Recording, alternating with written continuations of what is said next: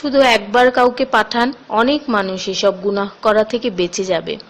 একা আছেন, আল্লাহকে স্মরণ করুন। কষ্টে আছেন, মোহাম্মদ ও আলে মুহাম্মদের উপর দরুদ পড়ুন। মন খারাপ থাকলে ইয়া হাইয়ু ইয়া কাইয়ুমও পড়ুন। টেনশনে থাকলে ইয়া রাহিমও পড়ুন। ফ্রি থাকলে মেসেজটি ফরওয়ার্ড করুন, হে আল্লাহ, আমার উপর এবং তোমার নবীর উম্মতের সকল সদস্যদের উপর তোমার রহমত বর্ষণ করো, আমিন। তথ্য: আপনি কি জানেন পবিত্র কোরআন শুনলে ক্যান্সার হয় না? আর যদি ক্যান্সার সেল শরীরে থেকেও থাকে তাহলে তাও মারা যায়। দীর্ঘ সময় ধরে আল্লাহকে সেজদা দিলে জ্ঞান ও বুদ্ধিশক্তি বাড়ে। মাথা ব্যথার সমস্যা হয় না, চুল পড়া দূর হয়ে যায়। এই মেসেজটি ফরওয়ার্ড করতে শয়তান আপনাকে বাধা দিবে, কিন্তু আপনি এটা হতে দিবেন না। আর সব কন্ট্রাক্ট নাম্বারে সেন্ড করে দিন। কোরআন ও নবীর সুন্নত ও তার সম্মানিত সাহাবী এবং আহলে বাইতের অনুসরণ করুন। ক্যান্সার একটি ভয়ঙ্কর রোগ। অনেক মানুষ আছে যারা নিজেরাই এটাকে দাওয়াত দিয়ে নিয়ে আসে। ছোট অথচ সাধারণ কিছু পদক্ষেপ গ্রহণ করলেই এই রোগ থেকে বাঁচা যায়। বেশিরভাগ মানুষ খাবারের পরপরই পানি পান করে নেয়।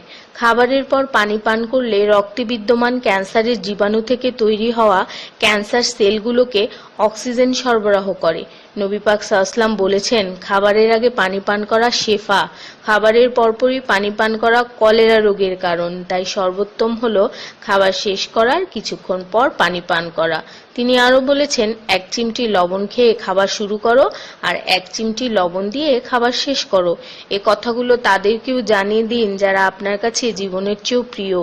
যদি কোনো ব্যক্তি ঘুমানোর সময় 21 বার বিসমিল্লাহির রহমানির রহিম পড়ে, আল্লাহ তখন ফেরেশতাদেরকে হুকুম দেন এই ব্যক্তির প্রতিটি নিঃশ্বাসের বদলে নেকি লেখা হোক।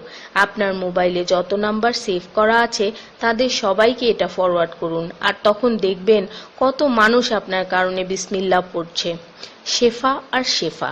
রোজ একটা করে আপেল, নো ডক্টর। রোজ 4টা বাদাম, নো ক্যান্সার।